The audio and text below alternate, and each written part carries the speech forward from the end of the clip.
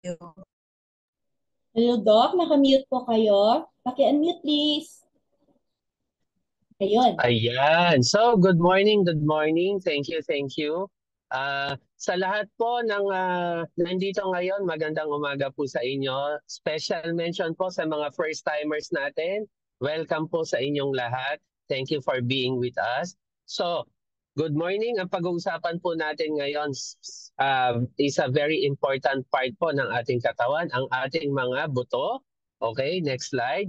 Pero bago yan, magpapakilala po muna ako sa inyong lahat. Sa mga hindi po nakakakilala sa akin, ako po si Coach Doc Eric Herrera. Isa po akong internist, pulmonologist. So we started Herbalife 2014, ganyan po ako kalaki. And alam nyo, sa ganyang katawan, ang hindi ko gusto, ayan, madali akong napapagod, hinihingal, feeling ko ang tanda-tanda ko. Buti na lang, along the way, during that year, na-meet namin ang aming angel, si Mother Arlene. So, thank you, Mother. So, ang sabi niya, why don't you give it a try? Subukan nyo lang. And see for yourself, ano ang maitutulong ni Herbalife para sa inyo, para sa family nyo. And I was hesitant at first. Sabi ko, baka mahirap yung gagawin. Pero sabi niya, simple lang. Palitan nyo lang yung traditional breakfast na nakasanayan ninyo. So, sabi ko, palitan lang pala, madali lang pala. Sige, try ko. And true enough, after 3 days na nagtitake ako ng products yan, unti-unti, gumaang yung pakiramdam ko. Even yung wife ko, gumanda yung pakiramdam. So sabi ko, sige, idire-diretso natin.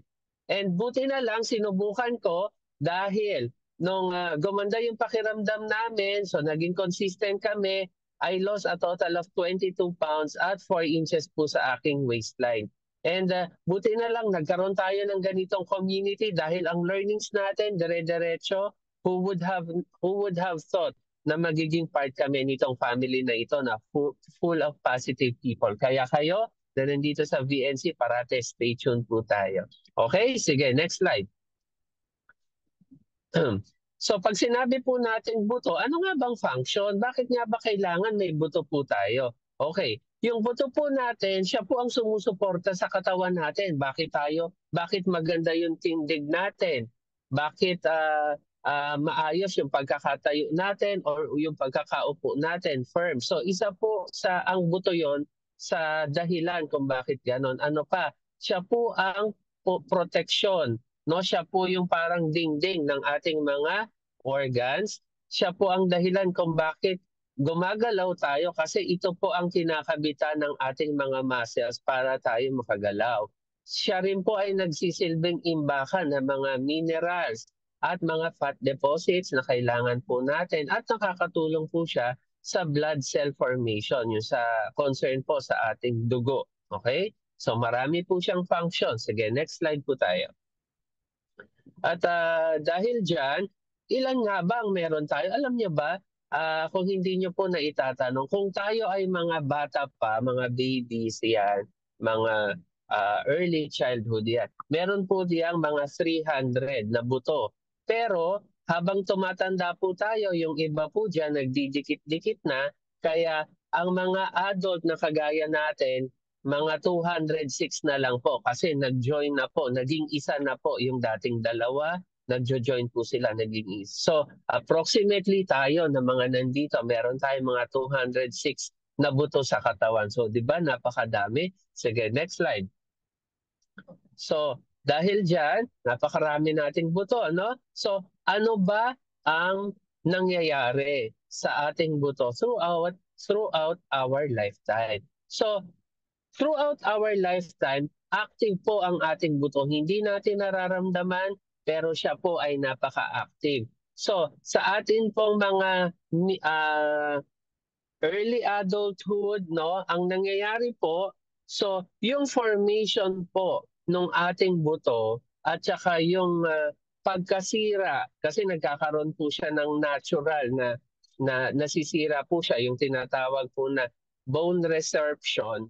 Yung bone resorption po, yung pagkasira at saka yung pag-maintain na o yung paggawa ulit ng bagong buto, tabla po sila. So tabla ang laban.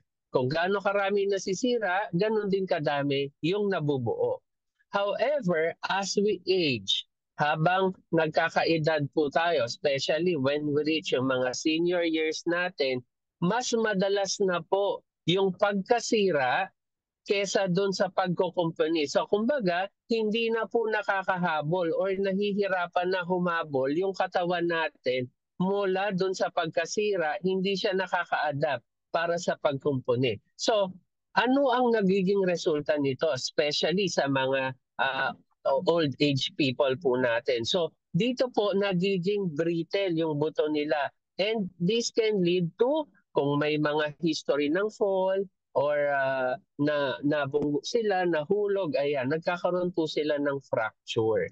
So ito po ang kadahilanan, itong natural process na ito, kung bakit mas prone ang ating mga lolo, lola sa fracture. It's because of this. Sige, next slide.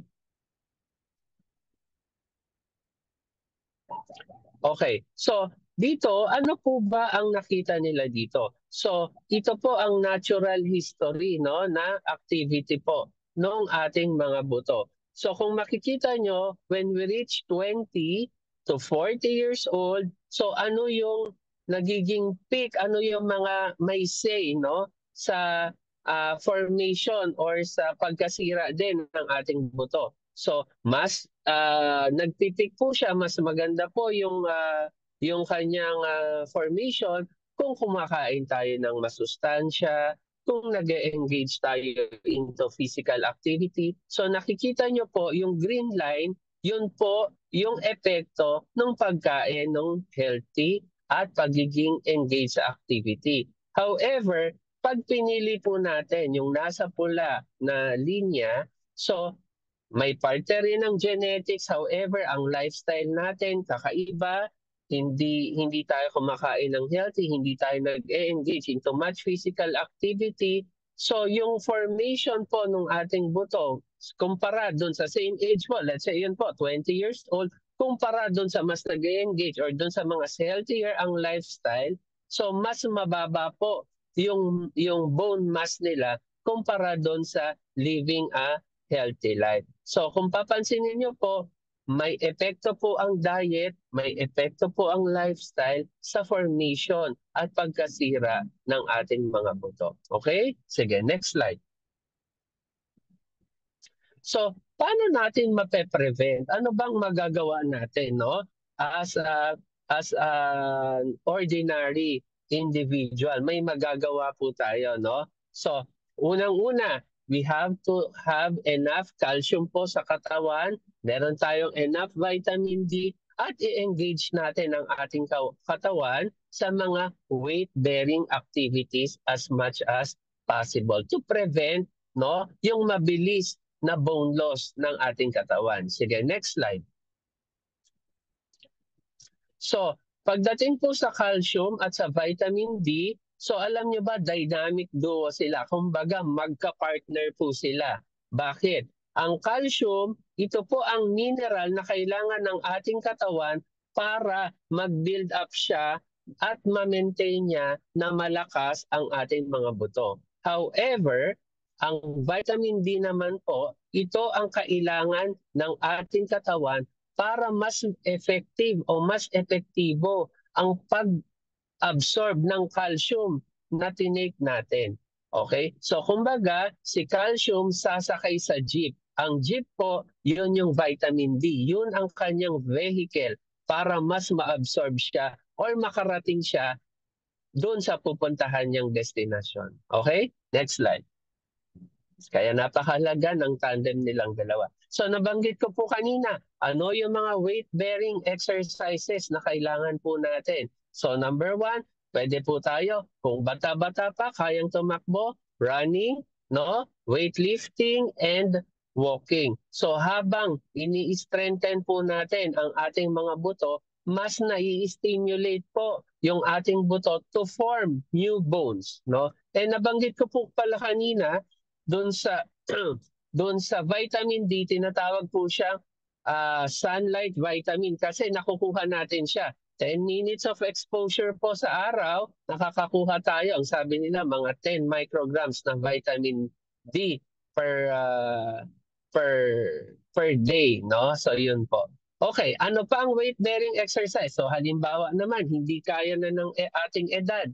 Next slide. Ano ang ating option sa ating mga senior? So ang ating mga senior, pwedeng mag-engage into dancing, pwede mag-engage into yoga at pilates, no? So yan po. So engage ourselves, no, with these activities as much as possible na matotolerate po natin, no, to strengthen our bones. Sige, next slide. Ano pa? So, especially pag nagkakaedad po tayo, madalas po ang falls and fracture. So, ano ang mga simple techniques? So, kung tatayo po tayo, no, para anong tawag dito? Ma-practice natin, no? May exercise tayo at ma-practice yung balance, get up from a chair without using arms. Pero syempre dapat meron tayong nakatabi, no, naaalala kung sakaling tayo ay ma-out of balance. So mahalaga, wag po natin gagawin ng mag-isa yan. Ano pang pwede? Modified squats, pwede ang Y exercise, at yung pag-balance on one leg. So habang ginagawa po natin to ng mas maaga, mas natitrain ang ating mind at natitrain ang ating mga buto. At dinedevelop natin eventually to a stronger bone. No? Sige, next slide. So tandaan po natin, so para po doon sa mga viewers, sa mga coaches natin who is not yet on their ideal weight, tandaan po natin, i-share po natin ito sa ating mga kakilala. Obesity is not bone protective. Bakit? Kaya kung obese po tayo, we have to maintain as much as possible ang ating ideal weight. Bakit? Ang obesity po reduces bone density, so mas nagiging brittle, prone to fracture po ang mga bone na mababa ang density. Number one, mas mataas po, 6 times more chances of having osteoarthritis. Prone din po sila sa mga spine problems kasi yung posture po nila, no, hindi maayos kasi nga po because of their weight, at nagkakaroon po ng mga joint problems, no, kasi yung buto po napupunta po, especially yung buto sa tuhod, napupunta po yung burden sa kanila because of the heavy weight na kailangan nilang kargahin araw-araw. Okay? Sige, next slide. So, meron po, kagaya nung nabanggit ko kanina, meron tayong 206 bones sa katawan natin at meron din tayong 206 na dahilan kung bakit sila kailangan pangalagaan. Kaya nga po, if hindi pa po natin natatry na uminom ng calcium na meron din po tayo, extra cal, simulan na po natin. Dahil kung nag-start tayo ng maaga, mas malaki ang tsansa, no? Mas maaga natin mapapalakas ang ating mga buto. Okay? Next slide. Ang extra cal natin, no, very effective po yan. Kaya nga, say yes na tayo sa good nutrition. Napakaraming products. Kagaya nung nabanggit ko kanina, makakatulong po ang mga products natin.